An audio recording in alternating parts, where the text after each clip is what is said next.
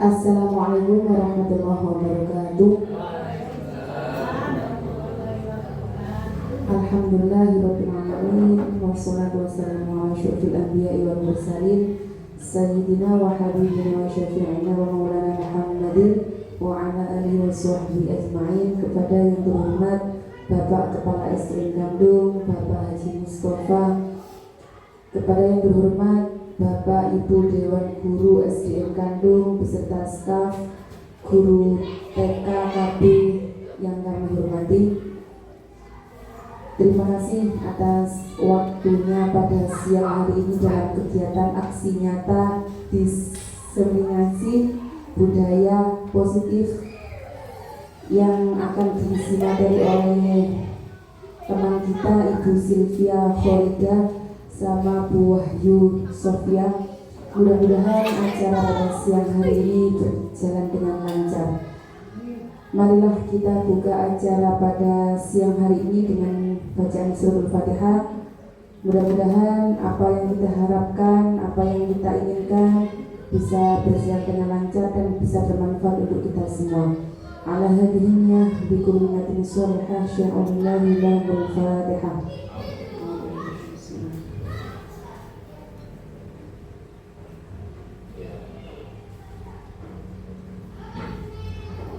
Terima kasih. Acara selanjutnya yaitu menyanyikan lagu Indonesia Raya. Sebelum kita menyanyikan lagu Indonesia Raya, semua peserta seminar dimohon untuk berdiri semua.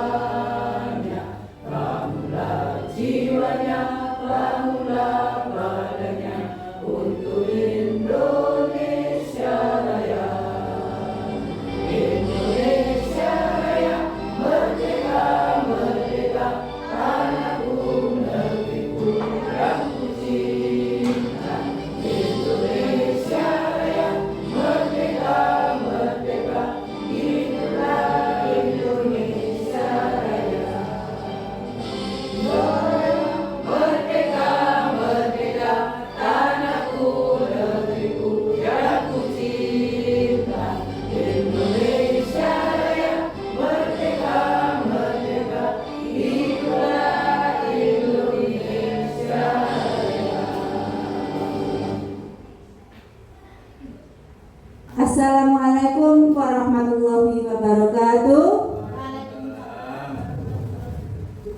Terima kasih atas kesempatannya tadi. Pemateri 1 sudah dilaksanakan atau sudah disampaikan oleh Bu Sylvie. Sekarang saya bagian pemateri kedua dengan materi 5 kebutuhan dasar, 5 posisi kontrol, dan juga segitiga restitusi. Sebelumnya Bapak Ibu, mari kita merefresh dulu kegiatan kita tadi dengan Bu Sylvie tadi agak sedikit tegang. Mari kita refresh dulu. Silakan berdiri semua, kita melakukan ice breaking.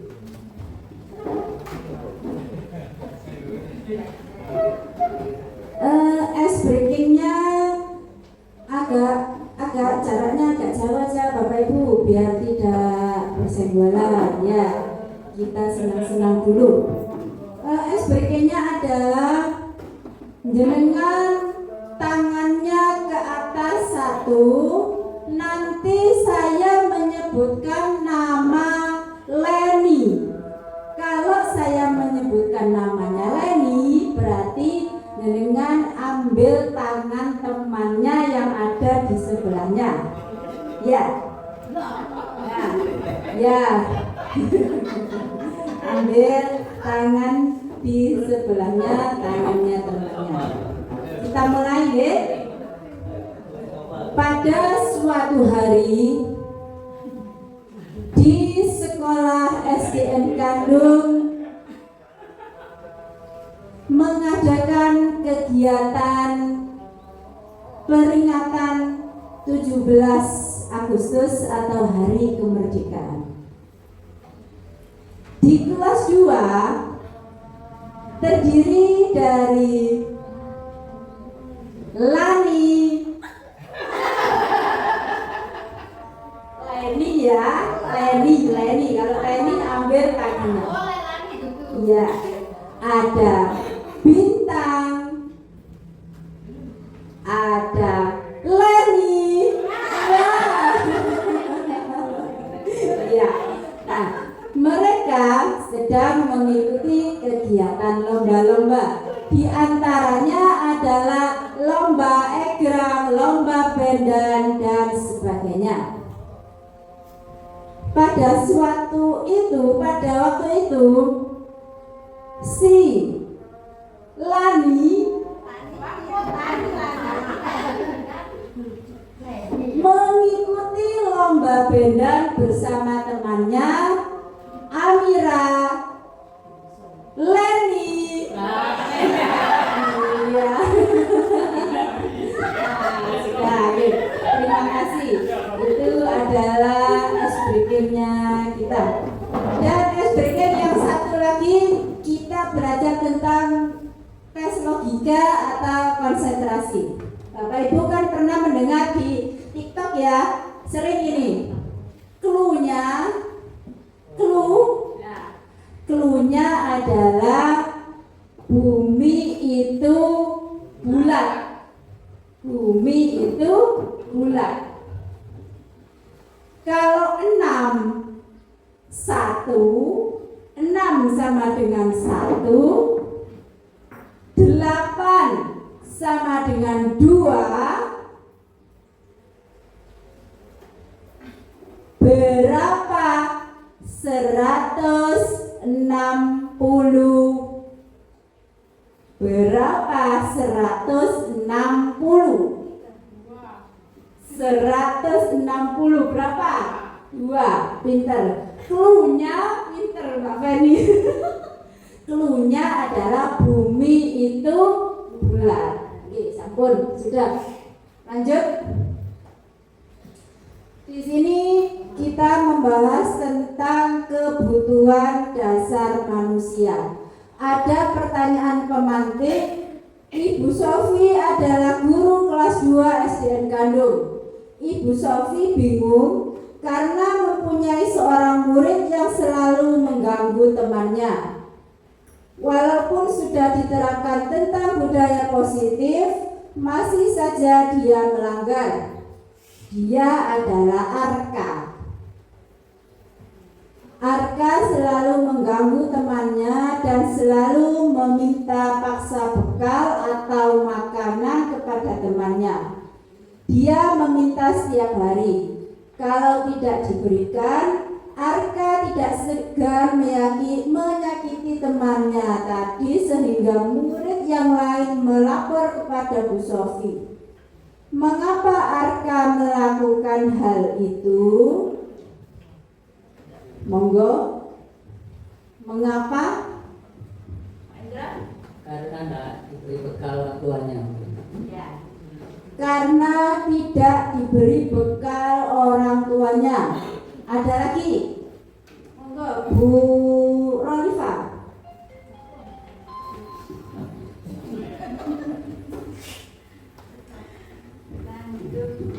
Ya. Monggo Bu Silvi, ada masukan atau anggapan? Ya, menurut saya angka ini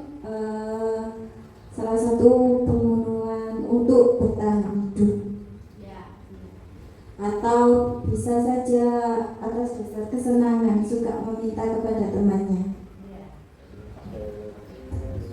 Dari jawaban dari Pak Indra, dari Bu Silvi, itu dapat kita simpulkan bahwa Arka ini memiliki kebutuhan dasar hidup yang nanti akan kita bahas bersama-sama, yaitu pertama katanya Pak Indra mungkin tidak dikasih bekal, berarti dari rumahnya dia kurang kasih sayang. Yang kedua, kesenangan.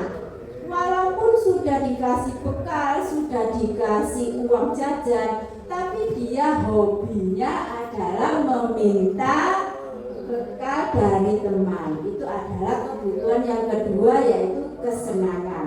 Bapak Ibu silakan tuliskan di spinot ini apa saja yang termasuk kebutuhan manusia, dan silakan nanti ditempel di kertasnya.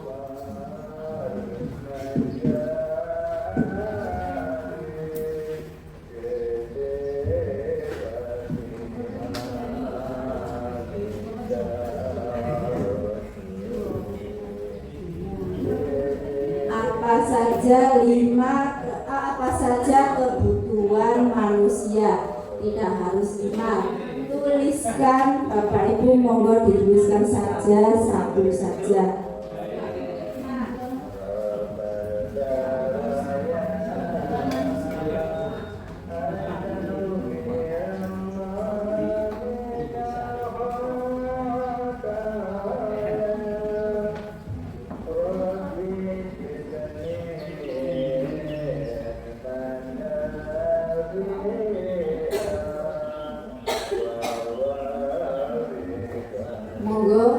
Yang sudah ditempel di papannya ada kebutuhan manusia.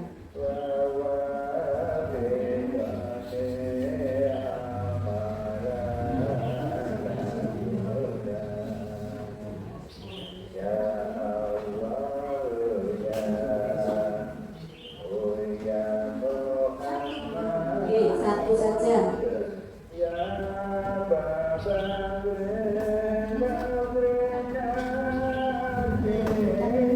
Kebutuhan manusia ditempel di papan tempelnya.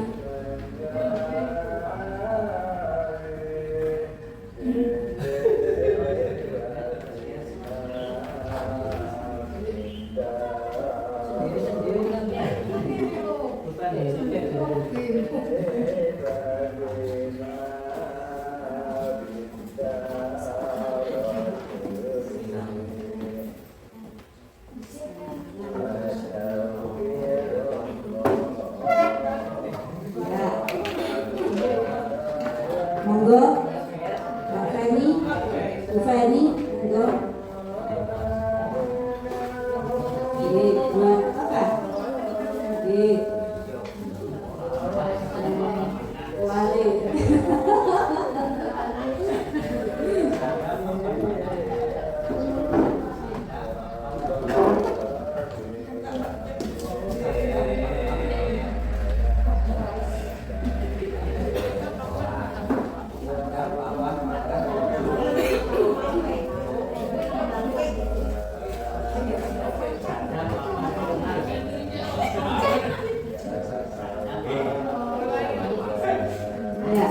Kita baca bersama-sama kebutuhan manusia berdasarkan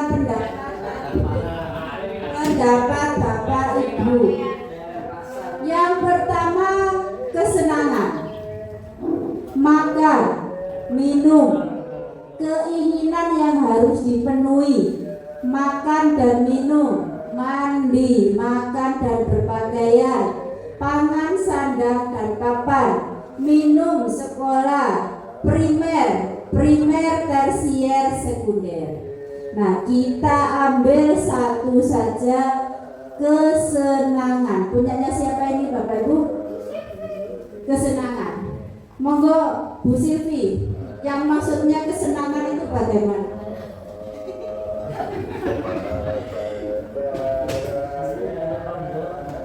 Yang dimaksud dengan kebutuhan kesenangan ini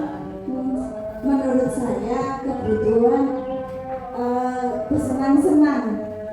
Misalnya ingin berteman dengan teman sejawat di kelasnya masing-masing dengan cara yang mereka sukai.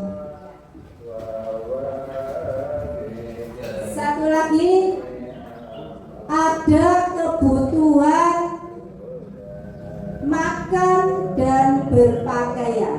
Monggo, siapa? Makan dan berpakaian, maksudnya bagaimana?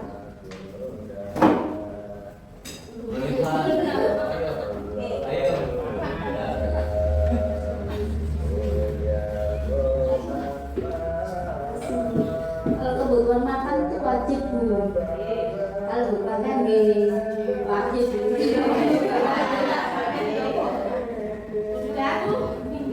Kebutuhan makan dan berpakaian menurut Bunda Uswa adalah kebutuhan wajib, kebutuhan yang membedakan antara kita manusia dengan hewan ya, berpakaian.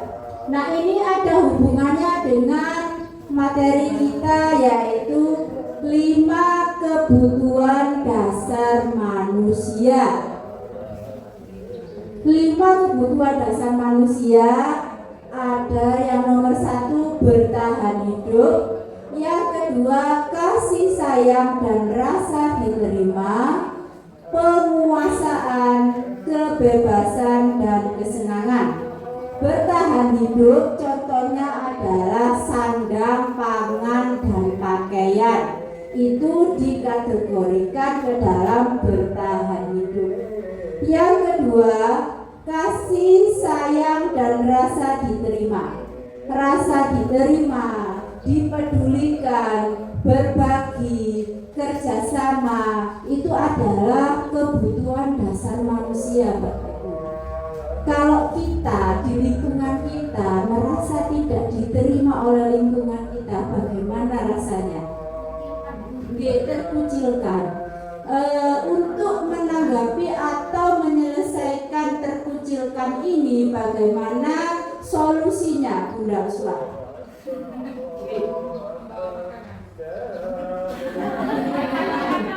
Membawa makanan, boleh, betul.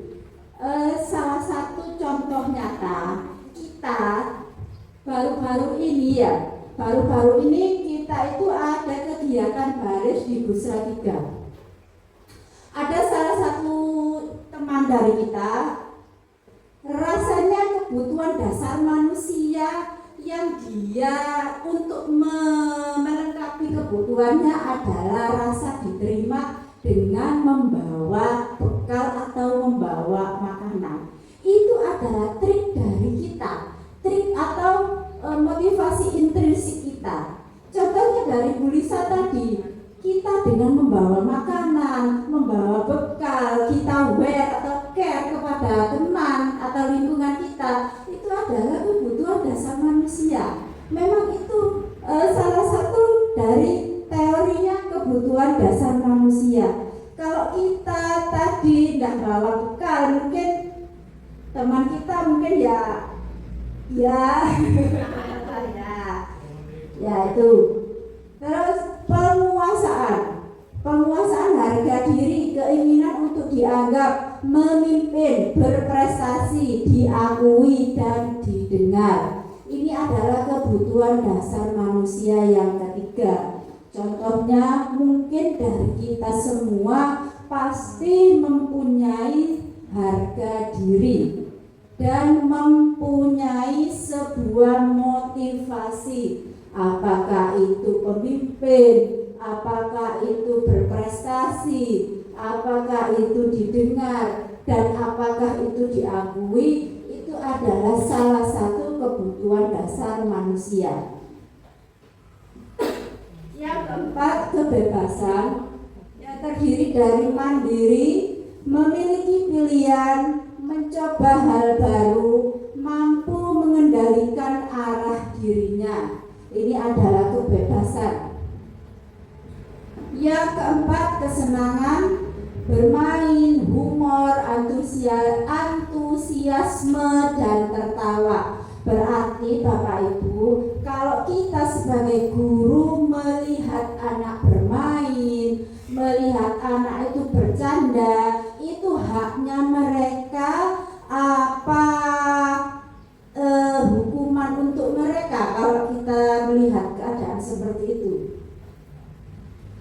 Ya, kalau melihat ini, bermain, bergurau itu adalah haknya murid Bapak Ibu. Ya, haknya manusia.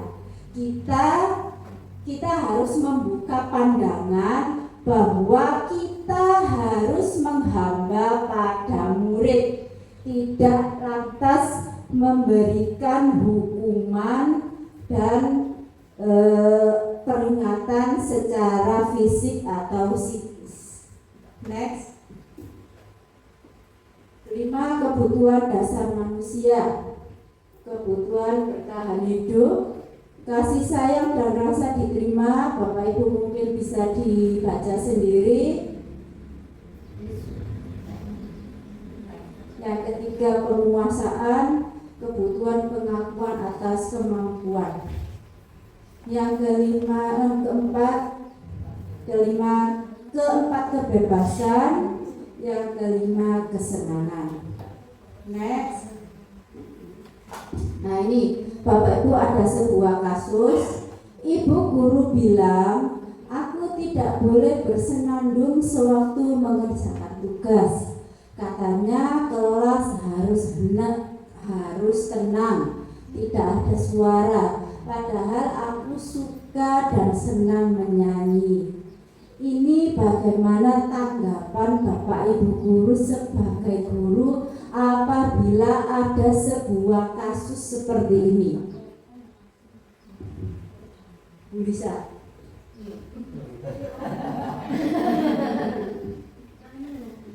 Kalau semua waktunya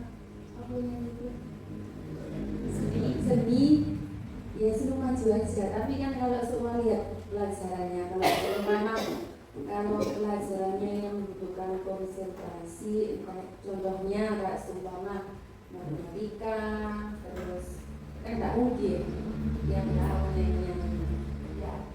Berarti ini nyambung dengan materi yang Bu Silvi tadi terangkan ya. Ibu guru bilang aku tidak boleh bersenandung sewaktu mengerjakan tugas. Ini ada hubungannya dengan kesepakatan kelas yang sudah disepakati oleh seluruh warga kelas. Misalnya kesepakatan kelasnya tidak boleh bernyanyi pada waktu pelajaran seni, misalnya begitu ya. Jadi kebutuhan apa?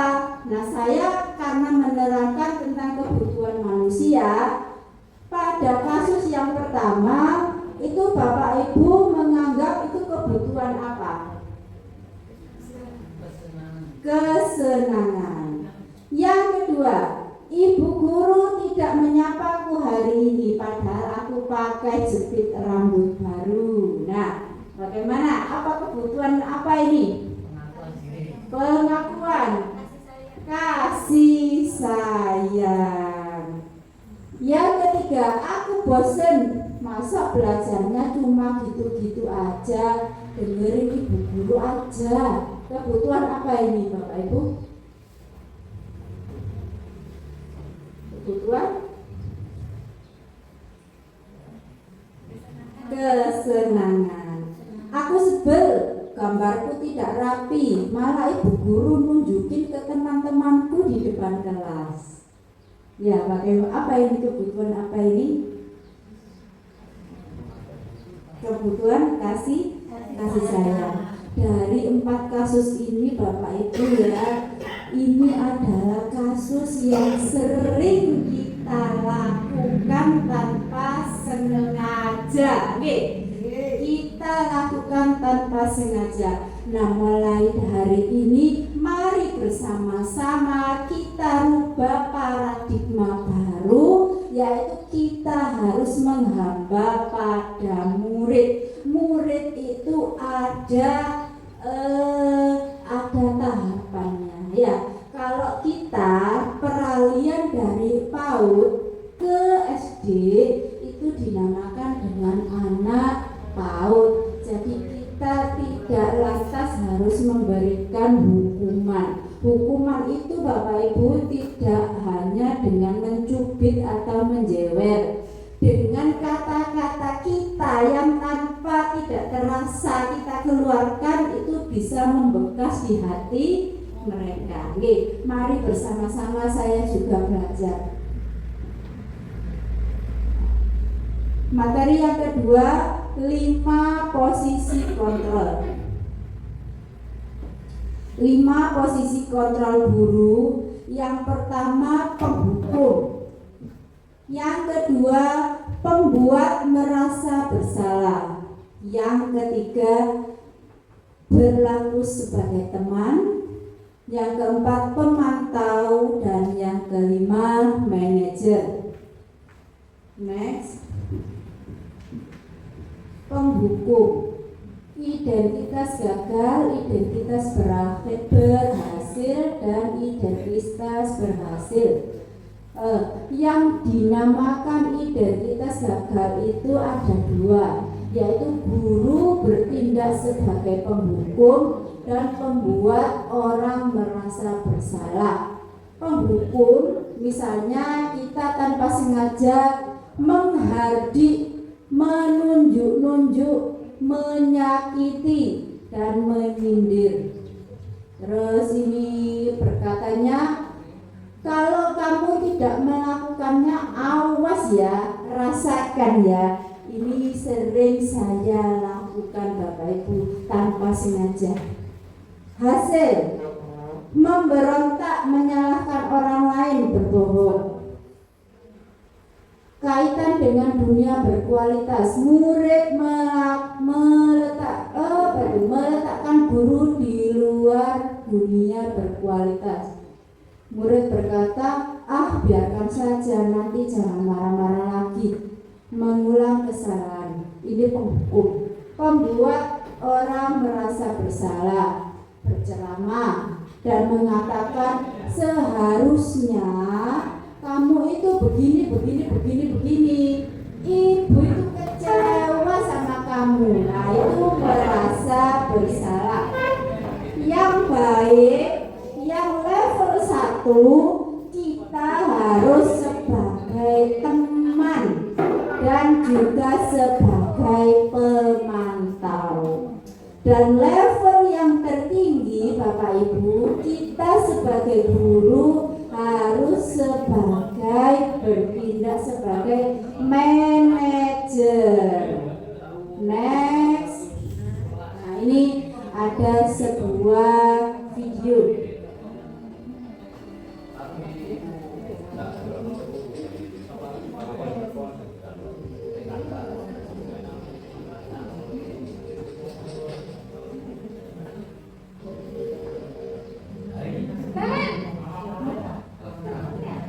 Sini kamu.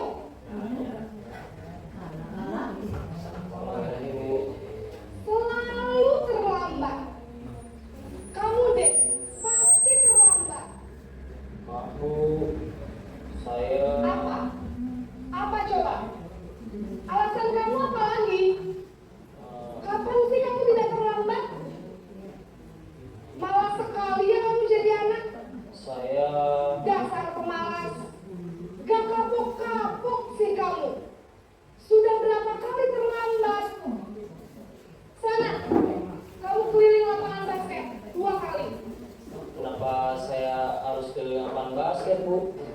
Nah, ini adalah sebagai penghukum. Tadi di materi pertama ada Bu Silvi mengatakan lari lapangan sebanyak 3 kali. Ini adalah kita posisinya sebagai penghukum, dan sebagai penghukum itu ada di level terendah. Jadi Bapak Ibu, mulai dari sekarang kita jangan sampai menghukum anak-anak kita dengan kekerasan fisik. Next.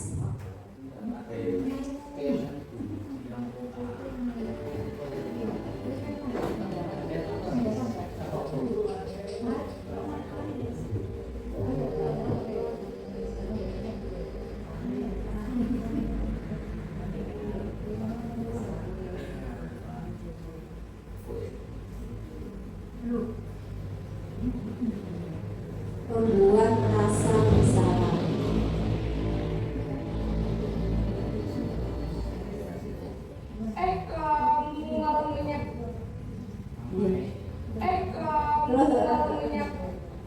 sini. Mana ini? Maaf Bu. Duh, Gusti Naren. Kamu suka ya kalau ibu tegur bapak kepala sekolah? Terus, sekarang ibu harus tulis apa ini di buku absen? Ini kamu sudah sering terlambat loh. Ibu harus apa coba? Maaf Bu. Maaf sekali. Ya sudah, lain kali jangan bikin ibu susah lagi ya nak ya. Ibu tidak akan kuat lagi kalau kamu begini terus. Bisa jantungan kalau ibu tegur bapak kepala sekolah. Sana cepat, kelas. Maaf ya Bu. Maaf sekali. Ini pembuat merasa bersalah. Kita biasanya bagaimana kalau nanti ibu dimarahin bapak kepala sekolah, anak rame itu sampai kuku nggak iso. Nah biasanya begitu ya, tanpa kita sadar.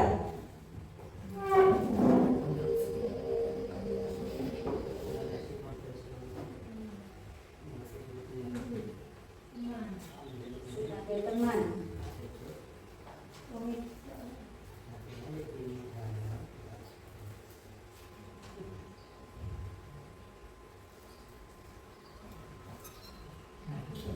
Dilanjut itu aja sebelum Iya Bu. Habis. Bu, saya lupa bangunkan saya Bu. Kamu malah menyalahkan ibu kamu. Kamu bukannya anak yang larinya paling kencang. Kok terlambat sih? Iya Bu.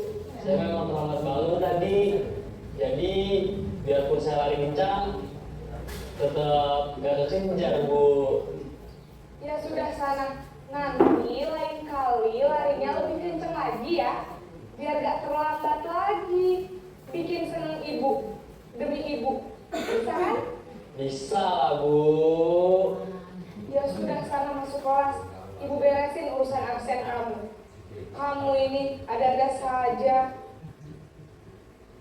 Ini bertindak sebagai teman, pemantau atau monitor.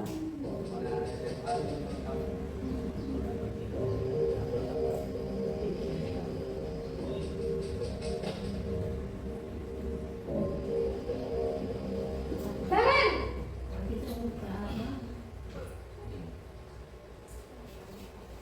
Selamat pagi Bu. Naren, apa peraturan sekolah kita tentang jam berapa kita harus masuk sekolah, nak? Kita harus di sekolah jam 7 Bu. Iya, betul. Sekarang sudah jam 7.20. Naren sudah tahu konsekuensinya jika terlambat hadir. Paham Bu. Saya harus tinggal kelas pas jam istirahat selama 20 menit. Iya, benar. Konsekuensinya demikian. Jadi nanti jam 9.30 pas istirahat, kamu harus tinggal di kelas, kerjakan tugas tambahan untuk ketertinggalan kamu, ya? Baik Bu.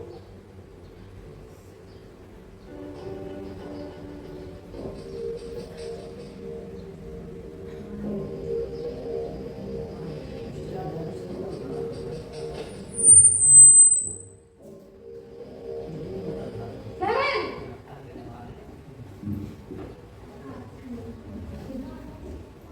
Selamat pagi Bu. Selamat pagi, Naren. Maaf Bu, saya terlambat. Ya, sekolah masuknya jam 7, sekarang sudah jam 7.20. Jadi sekarang bagaimana ini, Naren? Maaf Bu, saya lupa setel alarm saya semalam. Baiklah, menurut kamu, keyakinan sekolah yang mana yang perlu kamu tingkatkan? Menghargai diri sendiri dan orang lain mungkin ya Bu. Setuju. Jadi, apakah Naren meyakini prinsip saling menghormati tersebut? Iya Bu, saya meyakininya. Apakah Naren bersedia memperbaiki masalah keterlambatan ini? Bersedia Bu. Bagaimana kamu akan perbaiki masalah keterlambatan ini? Saya akan coba untuk tidak lupa menyetel alarm saya Bu. Baik, kalau Naren lupa menyetel alarm di rumah, ada orang yang kira-kira bisa bantu mengingatkan tidak? Ada Bu, kakak saya, Kak Emma. Ada lagi selain Kak Emma? selain Kak Emma, ada ibu saya. Baik, jadi yang mengingatkan Aren adalah Kak Emma dan ibu kamu ya. Kira-kira akan mulai start alarm kapan nih Naren? Setelah pulang sekolah, akan segera saya lakukan. Baik, jadi Naren akan setel alarm untuk bangun besok pagi dan akan diingatkan oleh kakak dan ibunda Naren ya.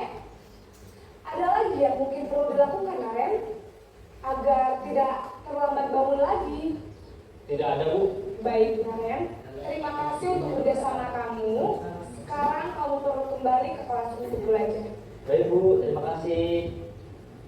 Ya, dari video tadi 5 posisi kontrol guru terdiri dari penghukum, pembuat rasa bersalah, teman, pemantau, dan juga manajer. Menurut Bapak Ibu, posisi mana yang harus kita terapkan sebagai guru? Monggo Pak Ferry.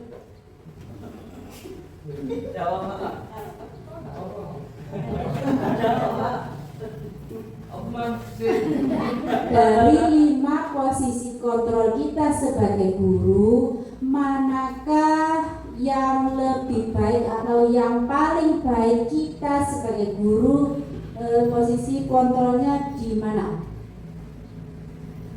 Pertama sebagai penghukum, kedua pembuat rasa bersalah, yang ketiga teman, yang keempat pemantau, dan yang kelima adalah sebagai manajer. Pemantau. Alasannya Pak Ferry? Karena kalau kita mungkin menekan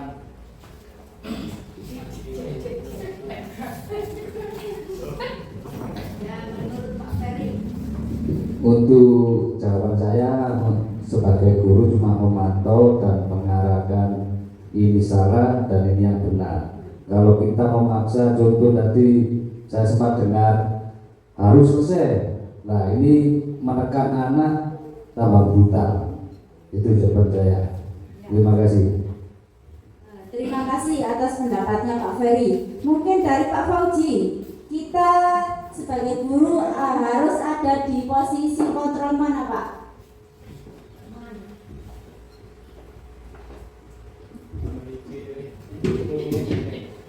Kalau menurut saya sih semua kontrol itu bagus, tidak ada yang mana yang baik, mana yang jelek, tergantung posisi seperti apa anak didik yang kita hadapi. Mungkin untuk manajer itu bagi peserta didik yang mengerti kesalahannya, high ya, overthinkingnya tinggi, sehingga ketika dikasih tahu permasalahan, cara mengatasinya mereka sudah paham.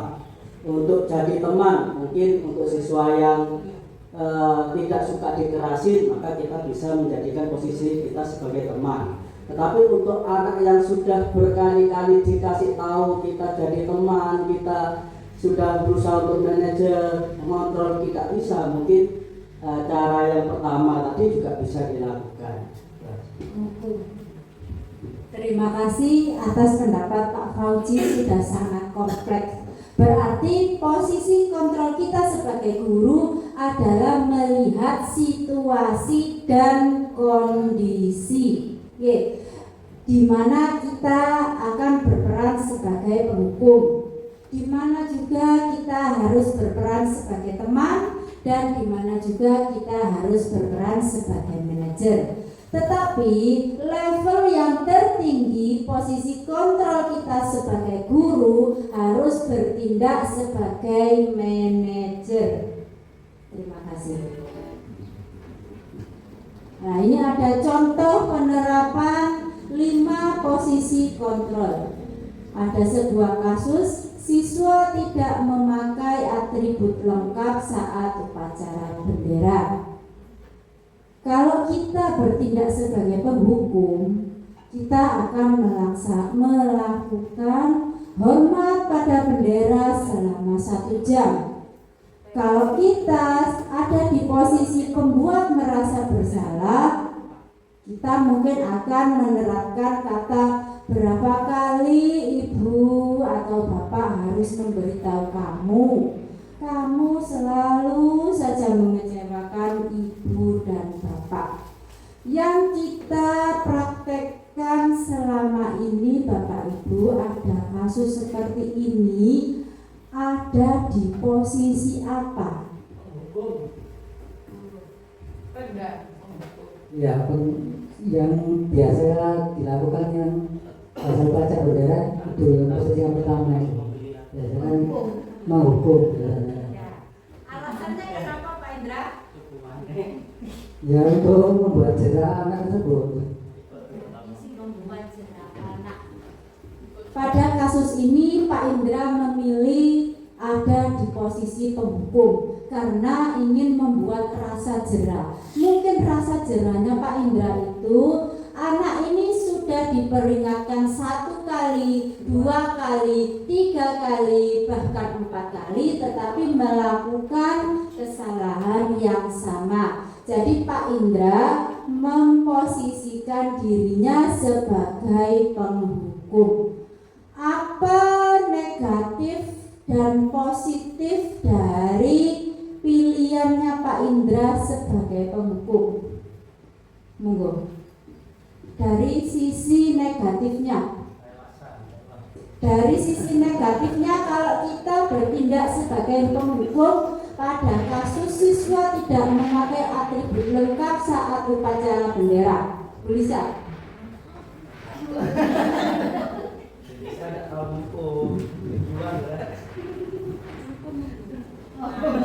Sisi negatifnya dari penghukum.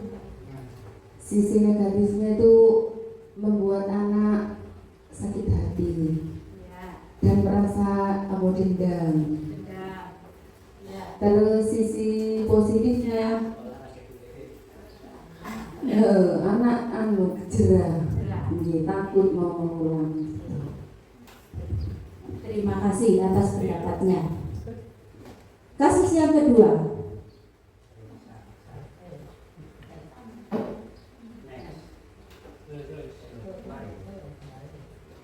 Siswa tidak memakai atribut lengkap saat upacara bendera. Ini ada guru yang berlaku atau memposisikan dirinya sebagai manajer. Apakah kamu tahu kesalahanmu?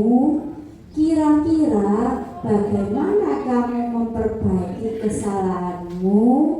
Rata-rata yang saya rasakan sebagai guru di SDN Kandu selama hampir 12 tahun, saya tidak pernah melakukan manajer ini. Mari kita bersama-sama Bapak Ibu melakukan atau memposisikan diri sebagai manajer. Karena apa? Penghukum tadi Bapak Ibu, ini adalah pengalaman pribadi saya. Penghukum itu benar kata Bu Lisa, akan membekas sampai saya dewasa. Itu namanya kalau kita dihukum guru itu membekasnya dan ingatnya itu sampai dewasa. Jadi kita harus memposisikan diri kita bagaimana kalau kita sebagai murid. Dan kalaupun ya ini saya, kalaupun dalam doa itu mendoakan guru yang sudah menghukum saya itu rasanya saya kurang ikhlas. Nah, ini jangan sampai terjadi pada kita, Bapak Ibu. Kita harus menjadi manajer. Apakah kamu tahu kesalahanmu? Kira-kira bagaimana kamu memperbaiki kesalahanmu? Jadi kita harus memposisikan anak itu sebagai raja atau tuan kita, supaya tidak membekas di dalam benaknya sebagai dendam kepada gurunya. Ada saya itu guru SMP, sampai sekarang pun saya ingat. Mungkin Bapak Ibu juga begitu ya. Kalau dimarahi gurunya secara fisik atau psikis itu pasti membekas. Jadi mari kita bersama-sama kita memposisikan diri kita sebagai manajer. Ayolah lakukan demi ibu. Ini dulu ibu juga sering menolongmu kan. Lanjut Zulfi. Lanjut. Iku pamrih. Ya. Amrih. Sekarang kita ke materi terakhir yaitu segitiga restitusi. Next, segitiga restitusi adalah cara-cara yang digunakan untuk memperbaiki diri dalam mewujudkan disiplin diri. Tahapan untuk memudahkan proses restitusi yaitu menstabilkan identitas, validasi tindakan yang salah dan menanyakan keyakinan. Next. Nah, ini tahapan segitiga restitusi. Maksudnya apa Bapak Ibu? Tahapan segitiga restitusi itu apa? Segitiga restitusi itu adalah cara kita menanggapi suatu permasalahan yang sering muncul di kelas. Suatu proses dialog yang dijalankan oleh guru agar dapat menghasilkan murid yang mandiri dan bertanggung jawab. Di sini kita sering biasanya ada anak yang kasusnya itu berkelahi, terus kita panggil ke kantor. Ini adalah salah satu bentuk dari penyelesaian menggunakan segitiga restitusi, tetapi tidak kita dokumentasikan. Tadi segitiga restitusi itu atau menyelesaikan masalah itu ada 3 tahapan. Yang pertama adalah menstabilkan identitas. Biasanya kita mengucapkan kalau anak-anak sudah dipanggil ke kelas itu kan mengidentifikasi kantor ya, kalau ada kasus itu kita panggil ke kantor, biasanya kita tanya, itu adalah menstabilkan identitas. Berbuat salah itu wajar. Manusia tidak ada yang sempurna. Bapak Ibu juga pernah melakukan itu. Bapak Ibu tidak mau mencari siapa yang salah, tapi Bapak Ibu ingin mencari solusi dari permasalahan ini. Kamu berhak merasa begitu. Secara tidak sadar Bapak Ibu, kita ini sebagai guru sudah melakukan segitiga restitusi. Biasanya kalau ada anak-anak berkelahi atau ada kasus, sudah kita lakukan. Tapi ini secara ilmiahnya. Next. Validasi tindakan yang salah. Setelah mengidentifikasi, kita memvalidasikan. Kamu pasti punya alasan mengapa melakukan hal itu. Padahal kamu bisa melakukan hal lebih buruk dari ini ya. Kamu patut bangga karena telah melindungi sesuatu yang penting buatmu. Kamu melakukannya karena mempertahankan sesuatu yang penting bagimu. Ini biasanya setelah kita tanyai alasannya apa, anak-anak itu biasanya menjawab, ini Pak Guru, karena ini Pak Guru. Nah, itu sudah divalidasi tindakan yang salah. Next, Bu Silvi. Menanyakan keyakinan. Nah, ini apa keyakinan kelas kita? Nilai-nilai apa yang telah disepakati bersama? Seperti apa gambaran sebuah kelas yang ideal menurut kamu? Kamu ingin menjadi orang seperti apa? Nah, ini yang ketiga ini kurang kita laksanakan. Kita biasanya hanya memanggil, mengidentifikasi, terus memvalidasi, tidak menanyakan keyakinannya. Jadi mulai hari ini kita bersama-sama, kalau ada sesuatu permasalahan di dalam kelas ataupun di dalam sekolah, kita selesaikan menggunakan prinsip segitiga restitusi.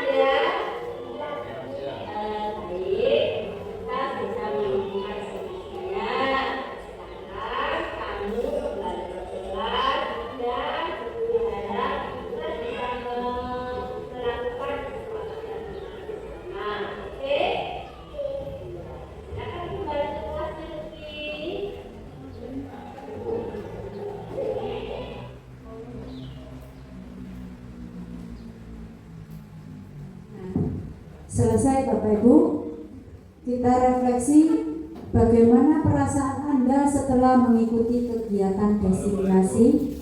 Apa impian Anda terhadap sekolah ini? Silakan Bapak Ibu tuliskan di skinotnya, nanti ditempel.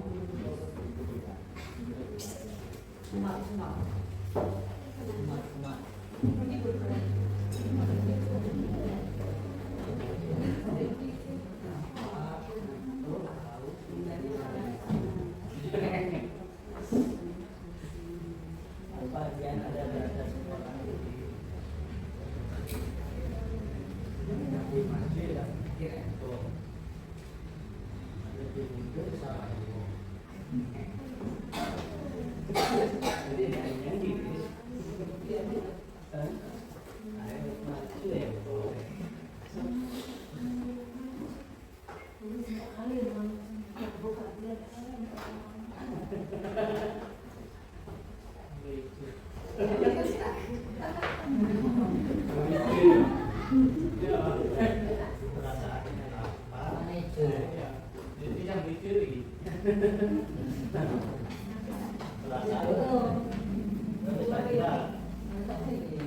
Apa? Buku sama dicuri. Bagaimana perasaan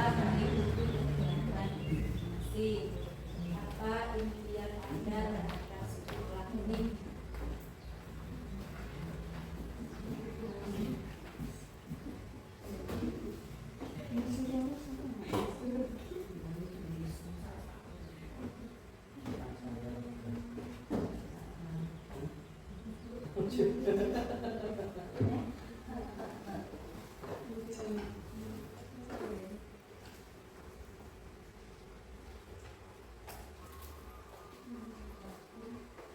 setelah mengikuti kegiatan diskriminasi? Apa impian Anda terhadap sekolah ini?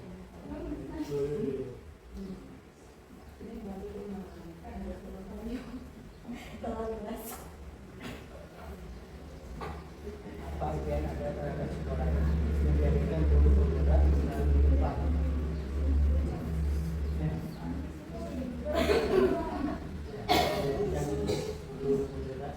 depan. Ini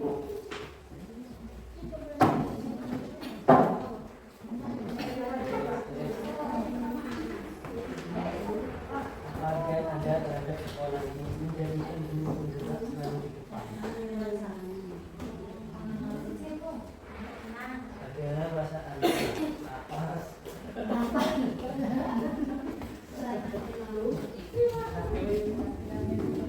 Ya, kita baca bersama-sama refleksi dari rekan-rekan.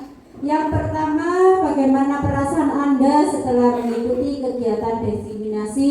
Yang kedua, apa impian Anda terhadap sekolah ini? Merasa senang menciptakan sekolah yang ramah anak, dapat menambah ilmu, semoga kedepannya bisa menjadi guru yang bijak dalam segala hal, bisa menambah ilmu dan memperbaiki cara mengajar. Alhamdulillah dapat ilmu baru, bisa lebih baik dari sebelumnya, bisa memperbaiki kedepannya. Saya sangat senang dan dapat ilmu baru dalam menangani anak di kelas. Akan belajar melaksanakan yang terbaik. Senang dapat menambah pengalaman baru, bisa menjadi guru yang profesional dalam segala hal. Itu adalah refleksi dari Bapak Ibu semuanya. Bapak Ibu, sebelum penutup, saya di sini hanya mengimbaskan budaya positif. Kalau saya saja dan Bu Silvi yang mengimbaskan tanpa ada umpan balik dari warga sekolah, tentunya harapan Bapak Ibu guru semua tidak akan tercapai. Harapan saya di sini kita tidak ada predikat untuk menjadi guru penggerak. Di sini kita menjadi guru yang profesional atau guru yang menghamba pada murid. Mari bersama-sama Bapak Ibu. Saya tegaskan, saya bukan mencari predikat sebagai guru penggerak. Saya mengikuti program ini karena saya kepingin menambah pengetahuan saya. Terima kasih. Sebagai penutup, dalam penerapan program disiplin positif, hendaknya guru memiliki standar kepribadian profesional dan sosial yang baik, di mana guru merefleksikan dirinya dalam posisi kontrol saat ini. Bagaimana perjalanan dirinya sebagai among atau manajer yang menuntun murid-muridnya menjadi insan yang mandiri, merdeka, dan bertanggung jawab. Ini adalah tujuan dari kami, Bapak Ibu. Sekali lagi saya minta maaf dan monggo ada hidangan sedikit saja di Bu Lisa, minta tolong monggo sebagai penutup. Wassalamualaikum warahmatullahi wabarakatuh.